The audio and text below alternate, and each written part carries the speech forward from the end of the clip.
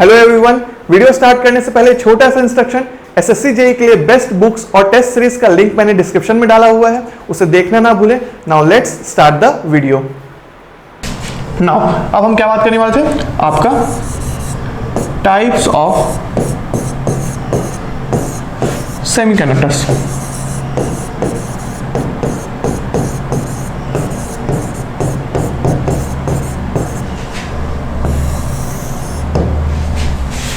ठीक है, types of semiconductors.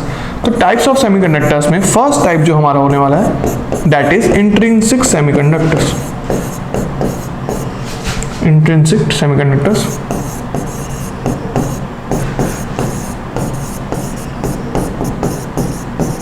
और सेकेंड टाइप जो होने वाला है that is extrinsic semiconductors.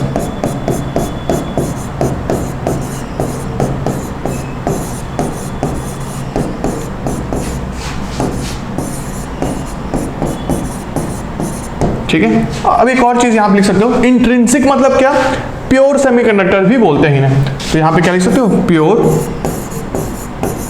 Pure क्यों भाई, क्योंकि इसमें कोई भी मिलावट नहीं होती है, इसलिए क्या है, ये प्योर सेमीकंडक्टर्स है, राइट। और जो एक्सट्रिंसिक सेमीकंडक्टर होते हैं उसमें क्या होता है, इम्प्योर सेमीकंडक्टर्स उसको बोलते हैं। क्यों इम्प्योर बोलते हैं भाई, क्योंकि इसमें मिलावट होती है। और मिलावट का मतलब क्या, इसमें अगर मैं बेसिक इलेक्ट्रॉनिक्स टर्म उसमें बात करूं तो मिलावट मतलब डोपिंग होता है।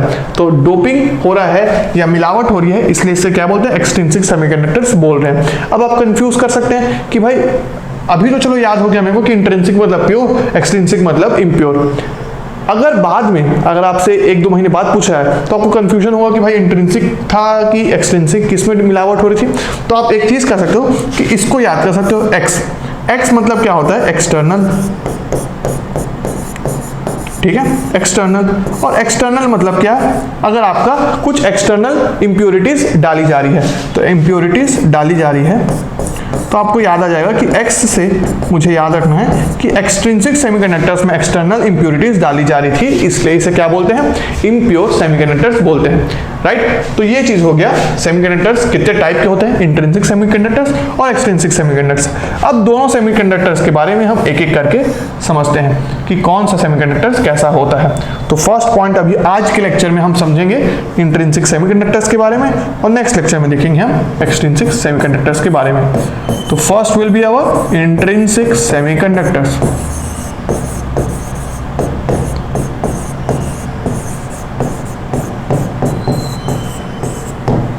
ठीक है, तो फर्स्ट ये था। ठीक है, तो इंट्रिंसिक सेमीकंडक्टर्स में हम क्या क्या बात कर सकते हैं। तो पहला पॉइंट जो आपके एग्जाम पॉइंट ऑफ व्यू से इंपॉर्टेंट है वो ये कि हमेशा एक स्टेटमेंट पूछा जा सकता है, वो क्या है कि एट 0 केल्विन और -273 डिग्री सेल्सियस में जो आपका इंट्रिंसिक सेमीकंडक्टर या फिर क्या प्योर सेमीकंडक्टर है वो बिहेव करता है एज एन इंसुलेटर, राइट। तो ये पॉइंट आप लिखेंगे क्या कि eight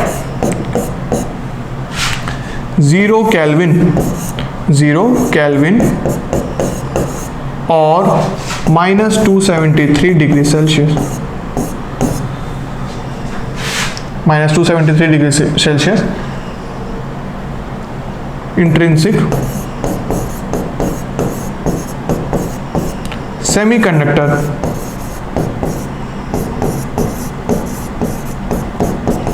behaves, this will be the first point, right, intrinsic semiconductor के बारे में, behaves as an insulator। तो ये इंसुलेटर की तरह बिहेव करता है, राइट। ये हो गया फर्स्ट पॉइंट। सेकेंड पॉइंट देखते हैं। ठीक है, अगर आपको इंट्रिंसिक सेमीकंडक्टर के बारे में इनको एग्जांपल देना होगा तो मैं क्या क्या दूंगा, तो इसमें आप लिख सकते हो silicon, germanium and gallium arsenide. ठीक है, तो ये आपका एग्जांपल्स हो गया कुछ, राइट। नाउ एक इंपॉर्टेंट चीज पूछा जाता है, वो क्या है, इनके फॉरबिडन एनर्जी गैप के बारे में। तो इंट्रिंसिक सेमीकंडक्टर्स में जो आपका सिलिकॉन है, जर्मेनियम है, गैलियम आर्सेनाइड है, इनके फॉरबिडन एनर्जी गैप आपको याद होने चाहिए। रूम टेम्परेचर में भी और जनरली भी, क्योंकि इससे क्वेश्चंस फ्रेम किए जा सकते हैं, राइट, और आए भी हैं। तो अगर मैं इनके फॉरबिडन एनर्जी गैप के बारे में बात करूं, ठीक है, और फॉरबिडन एनर्जी गैप आपको अभी अच्छे से समझ में आ चुका है। क्या है forbidden energy gap? Conduction band और वैलेंस बैंड के बीच में जो एनर्जी गैप है वो क्या है? फॉरबिडन एनर्जी गैप है। उस गैप में इलेक्ट्रॉन एंटर नहीं कर पाता, उस इलेक्ट्रॉन को उस गैप से हमें जंप करने के लिए एनर्जी प्रोवाइड करना पड़ता है ताकि वो वैलेंस बैंड से कंडक्शन बैंड जा पाए और कंडक्शन कर पाए, राइट। ठीक है, तो सिलिकॉन के केस में अगर हम देखूं, forbidden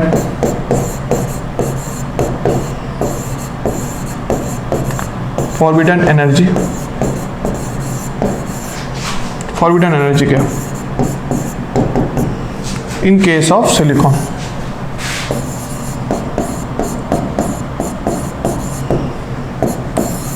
So this is nothing but 1.14 electron volt. एक बार मैं इसको चेक कर लेता हूँ। I think it is 1.24 electron volt, ठीक है। और यहाँ पे आपका अगर मैं इसकी बात करता हूँ जर्मेनियम का,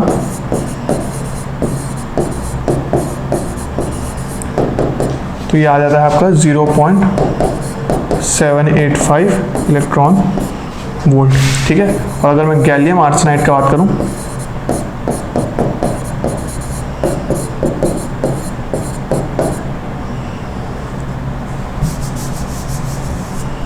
आर्सेनाइड, तो ये हो जाएगा आपका 1.42 इलेक्ट्रॉन वोल्ट, ठीक है। और सबसे इंपॉर्टेंट पॉइंट कि ये जो वैल्यूज बता रहा हूं मैं फॉरबिडन एनर्जी गैप की, वो कब के लिए वैलिड है भाई? वो एट द रेट 0 केल्विन के लिए ही वैलिड है, राइट, ठीक है। तो जब 0 केल्विन के केस में जो आपका फॉरबिडन एनर्जी गैप होगा, सिलिकॉन में वो 1.24 इलेक्ट्रॉन वोल्ट, जर्मेनियम में 0.785 इलेक्ट्रॉन वोल्ट, गैलियम आर्सेनाइड में 1.42 इलेक्ट्रॉन वोल्ट, राइट। तो ये 0 केल्विन के केस में हो गया, या फिर किस में? -273 डिग्री सेल्सियस में, ठीक है। ये चीज आपको याद रखनी है। अब अगर आपसे कोई और टेम्परेचर में पूछा जाए, तो ये तो आपका किस में था? Forbidden energy gap at 0 kelvin, और यहाँ पे लिखता हूँ 0 केल्विन और -273 डिग्री सेल्सियस। अब मान लो फॉरबिडन एनर्जी गैप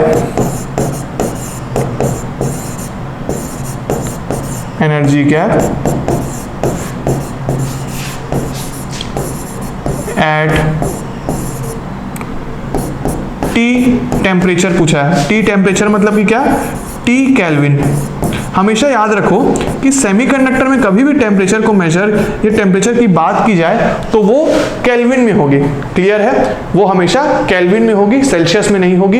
अगर सेल्सियस में वैल्यू दी गई है तो उसे पहले केल्विन में कन्वर्ट करना और उसके बाद इन फॉर्मूलाज में पुट करना, ठीक है। तो यहाँ पे मैं फॉर्मूला लिख देता हूँ कि सिलिकॉन के केस में, सिलिकॉन के केस में आपने देखा यहाँ पे 1.24 माइनस 3.6, यहाँ पे आ जाएगा 3.6 into 10 to the power -4 T। T क्या है भाई? टेम्परेचर है इन केल्विन्स। T यहाँ पे मैं लिख देता हूँ टेम्परेचर इन केल्विन, तो फिर बाद में आप कंफ्यूज हो जाएंगे। सेल्सियस में अगर वैल्यू दिया हो तो आपको याद रखना है टेम्परेचर इन केल्विन। अगर सेल्सियस में दिया होगा तो पहले केल्विन में कन्वर्ट करोगे, फिर यहाँ पे T की वैल्यू पुट करोगे तो आपका वैल्यू आएगा, ठीक है। तो ये हो गया सिलिकॉन के केस में। फिर जर्मेनियम के में लिखता हूँ, ये हो जाएगा आपका 0.785 माइनस 2.32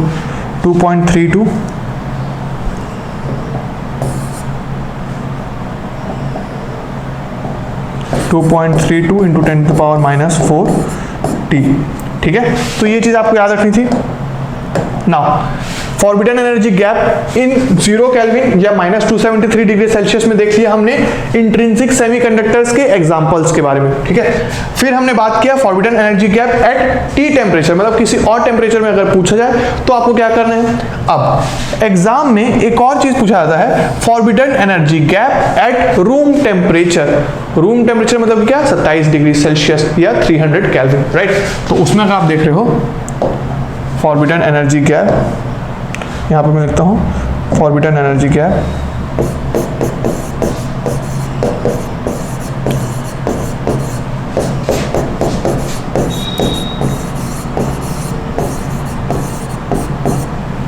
एट रूम टेम्परेचर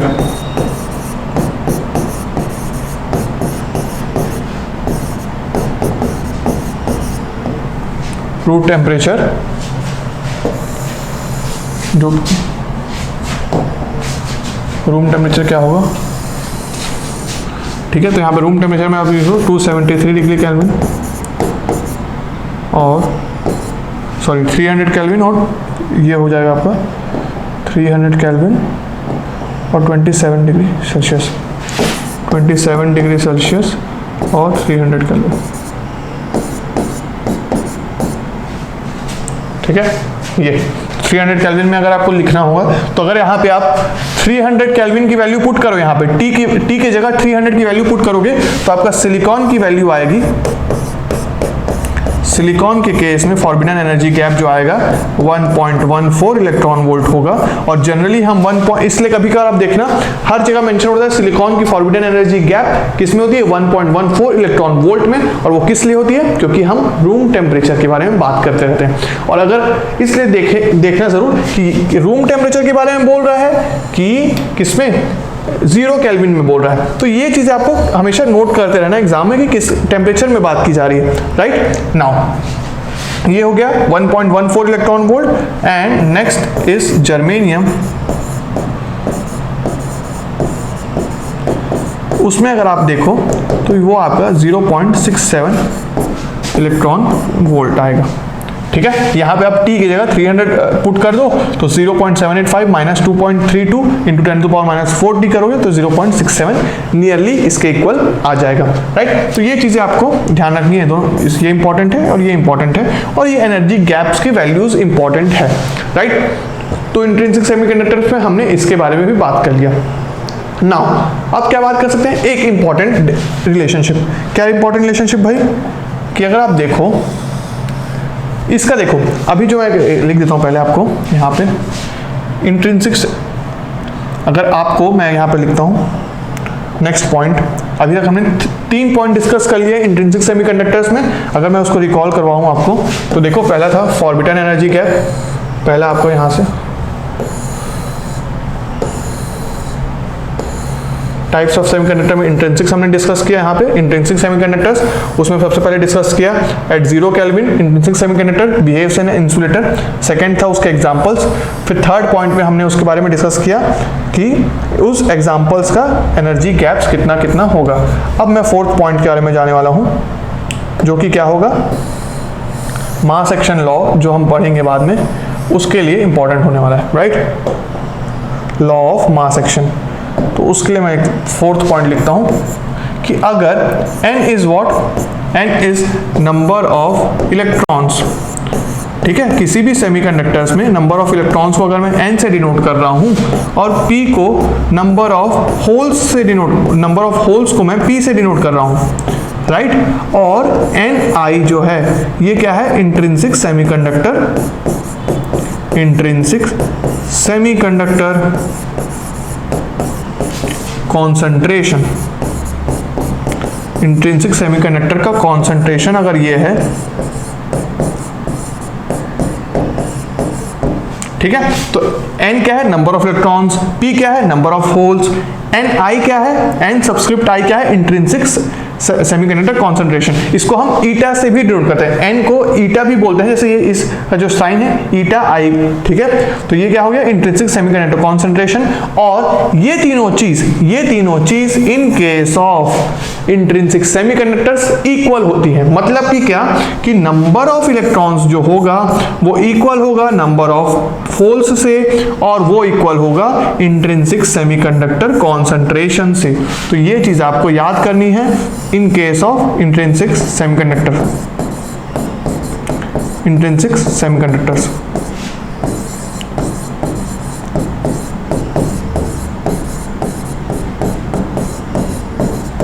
ठीक है, इंट्रिंसिक सेमीकंडक्टर के केस में number of electrons is equal to number of holes is equal to intrinsic semiconductor concentration. ठीक है, तो ये चीज आपको क्लियर होनी चाहिए। नाउ अब क्या बात कर सकते हैं, एक इंपॉर्टेंट रिलेशनशिप और डिस्कस कर सकते हैं हम। क्या, ये कि जैसे कि आप यहीं पे देख लो इलेक्ट्रॉन्स और होल्स, ठीक है। तो कंडक्टर में क्या होता है कि जो आपका इलेक्ट्रिसिटी या करंट जो कंडक्शन हो रहा है उसके लिए रिस्पॉन्सिबल कौन होता है, सिर्फ और सिर्फ फ्री इलेक्ट्रॉन्स। तो जो कंडक्टर होता है वो आपका यूनिपोलर होता है। अगर मैं इस पॉइंट को लिखता हूं, इस पॉइंट को अगर मैं लिखूं क्या, कि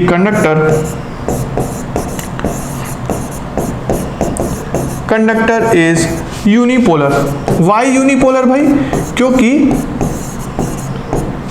इलेक्ट्रिसिटी करंट फ्लोज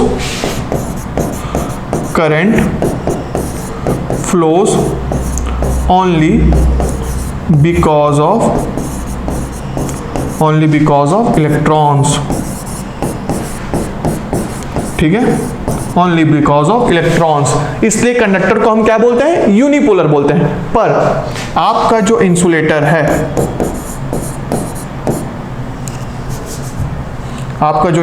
है, उसको क्या बोलेंगे हम, बाइपोलर बोलेंगे। सॉरी, इंसुलेटर बोलता हूं मैं,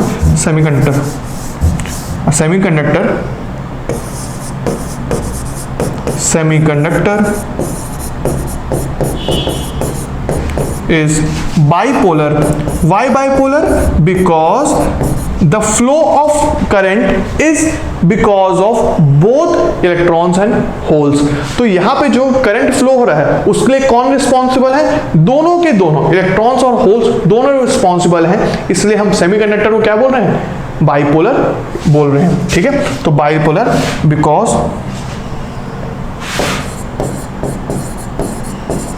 because current flows, because both electrons and holes are responsible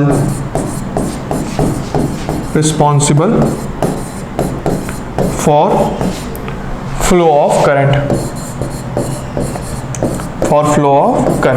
ठीक है, तो एक इंपॉर्टेंट पॉइंट हमने यहां पे डिस्कस कर लिया, राइट। अब एक उस रिलेशनशिप के बारे में बात करते हैं।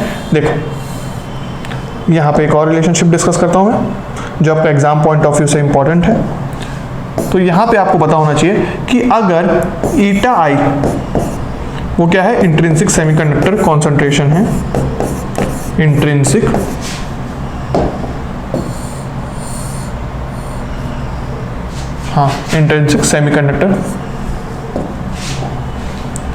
Semiconductor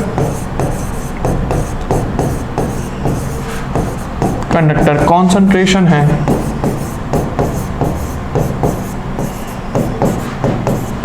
itai. ठीक है, और यहां पे अगर मैं ए को लेता हूं एक कांस्टेंट की तरह, T is temperature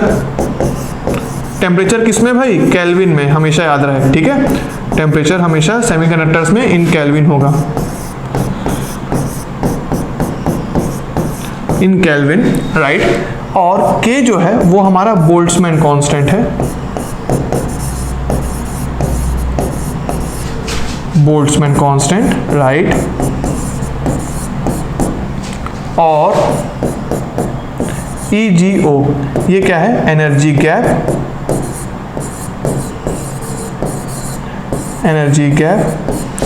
at kelvin. ठीक है, तो एनर्जी गैप एट 0 केल्विन, तो यहाँ पे मैं आपको दिखा देता हूँ एनर्जी गैप एट 0 केल्विन मतलब कि क्या, हाँ ये जो हम यहाँ पे लिख रहे हैं ना 0 केल्विन और -273 डिग्री सेल्सियस, तो यहाँ पे जो मैं फॉरबिडन एनर्जी गैप की जो बात कर रहा हूँ, इसको हम क्या किससे डिनोट कर सकते हैं, EGO से भी डिनोट कर सकते हैं। ये देखिए, इसको आप EGO भी लिख सकते हो। ठीक है, तो EG नॉट, राइट, तो this is for energy gap at 0 kelvin को हम EG नॉट से डिनोट कर सकते हैं इसको। और जो आपका ये वाला है at T temperature degree, T temperature में उसको हम EGT से डिनोट कर सकते हैं। और जो आपका ये है रूम टेम्परेचर, उसको आप सिंपल EG से डिनोट कर सकते हो, राइट। तो ये आपका था, तो इसी में हम ये पॉइंट लिख रहे थे, हाँ, intrinsic semiconductor. Now energy gap at 0 kelvin, ठीक है, तो इनसे अगर मैं एक रिलेशनशिप लिखूं तो मुझे ये पता चलता है कि Ni इंट्रिंसिक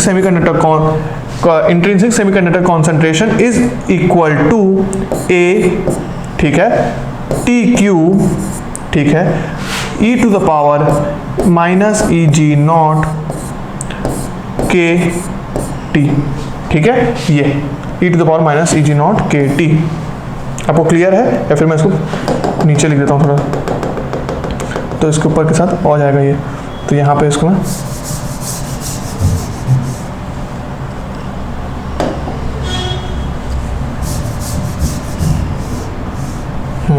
तो यहाँ पे मैं अब इसको ऊपर कर देता हूँ, तब थोड़ा क्लियर दिखे। तो हम इस रिलेशनशिप के बारे में बात कर रहे थे कि intrinsic semiconductor concentration is equal to AT cube e to the power EG0, that is energy gap at 0 kelvin K, that is Boltzmann constant and temperature. तो ये जो रिलेशनशिप आया आपका, इसका डेरिवेशन बिल्कुल इंपॉर्टेंट नहीं है भाई, बिल्कुल नहीं। तो आपको इसके डेरिवेशन के बारे में बात नहीं करना है, इवन ये फॉर्मूला भी इंपॉर्टेंट नहीं है। मैं इस चीज को किस लिए लिखा रहा हूँ, इसलिए लिखा रहा हूँ क्योंकि जो आपका ऑब्जेक्टिव क्वेश्चन आएगा उसमें क्या आएगा, relationship between intrinsic concentration and temperature. ठीक है, तो intrinsic charge concentration and charge ही लिखा है ना, इंट्रिंसिक सेमीकंडक्टर कॉन्सेंट्रेशन, ठीक है, तो इसको सेमीकंडक्टर इंट्रिंसिक चार्ज कॉन्सेंट्रेशन भी लिख सकते हो, इसको चार्ज कर लो बेटर होगा। तो इंट्रिंसिक चार्ज कॉन्सेंट्रेशन कर लो, इंट्रिंसिक चार्ज कॉन्सेंट्रेशन, ठीक है, ये। और ऊपर में भी है, शायद मैंने चार्ज लिखा था कि सेमीकंडक्टर लिखा था, शायद मैं भूल रहा हूँ। ऊपर में हाँ, सेमीकंडक्टर कॉन्सेंट्रेशन की जगह चार्ज कॉन्सेंट्रेशन।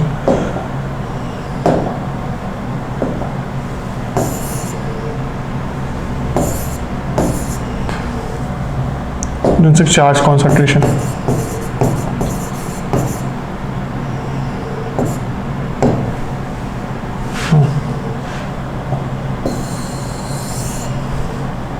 तो इस रिलेशनशिप जो आपका ये आया है फॉर्मूला, ये आपका डेरिवेशन पॉइंट ऑफ व्यू से बिल्कुल इंपॉर्टेंट नहीं है, एग्जाम पॉइंट ऑफ व्यू से भी इंपॉर्टेंट नहीं है, तो इसका डेरिवेशन आपको नहीं देखना है।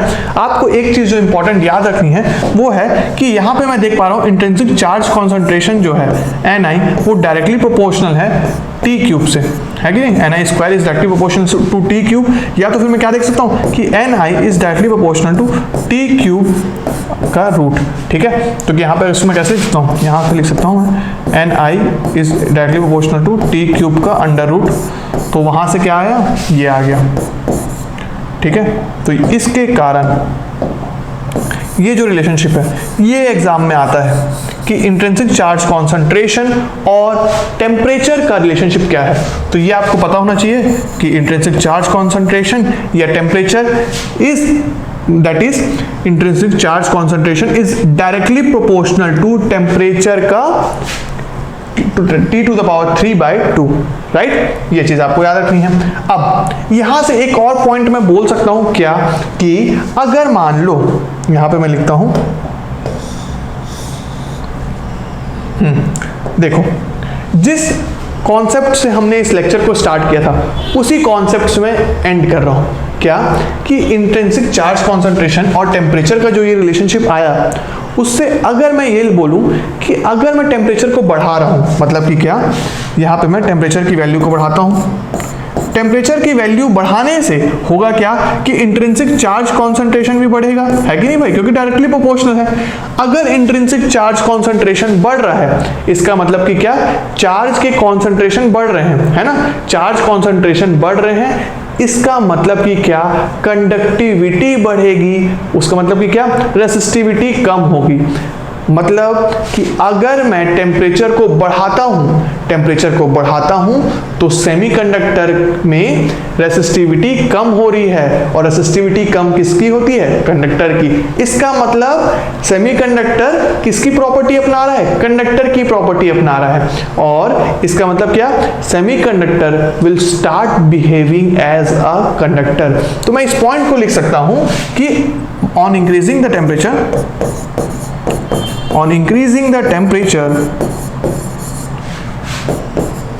on increasing the temperature,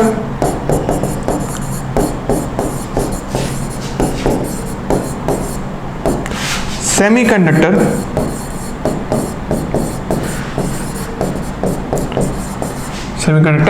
behaves as conductor. क्यों कंडक्टर की तरह बिहेव कर रहा है, क्योंकि उसकी रेसिस्टिविटी कम हो गई है। रेसिस्टिविटी कम क्यों हुई है, क्योंकि कंडक्टिविटी बढ़ गई है। कंडक्टिविटी बढ़ी क्यों, क्योंकि चार्ज कॉन्सेंट्रेशन बढ़ गया। चार्ज कॉन्सेंट्रेशन क्यों बढ़ा, टेम्परेचर के बढ़ने से। टेम्परेचर क्यों बढ़ा, क्योंकि यहाँ पे भाई हमारा डायरेक्ट रिलेशनशिप था चार्ज कॉन्सेंट्रेशन और टेम्परेचर का, राइट। तो ये चीज था आपका lecture 1 introduction to basic electronics. अब 5 मिनट में अगर मैं इस पूरे लेक्चर को समराइज करूं, तो अगर देखते हैं, कोशिश करते हैं कि अगर मैं समराइज कर पाता हूं कि नहीं, इसको मिनिमाइज करके छोटा कर दें थोड़ा सा।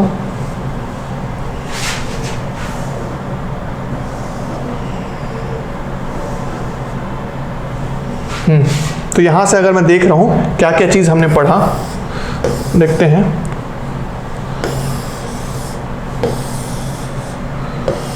तो अगर आप देख रहे हो यहाँ पे, तो ढेर सारी चीजें हमने डिस्कस किया है, तो उसको एक बार रिकॉल करना बहुत जरूरी है ना, तो फिर आप फिर से भूल जाओगे तो कोई मतलब नहीं होगा। तो सब कुछ मेरे पास यहाँ पे है, तो आप बस आराम से पेन कॉपी, अगर आप नोट्स बना रहे होगे तो नोट्स से आपको पता चल गया होगा, तो नोट्स बंद करके आराम से एक बार रिकॉल करो कि आज हमने बेसिक इलेक्ट्रॉनिक्स के इंट्रोडक्शन में क्या क्या सीखा। हमने ये सीखा कि इलेक्ट्रॉनिक्स वर्ड का मतलब क्या होता है। इलेक्ट्रॉनिक्स मतलब इलेक्ट्रॉन और मैकेनिक्स।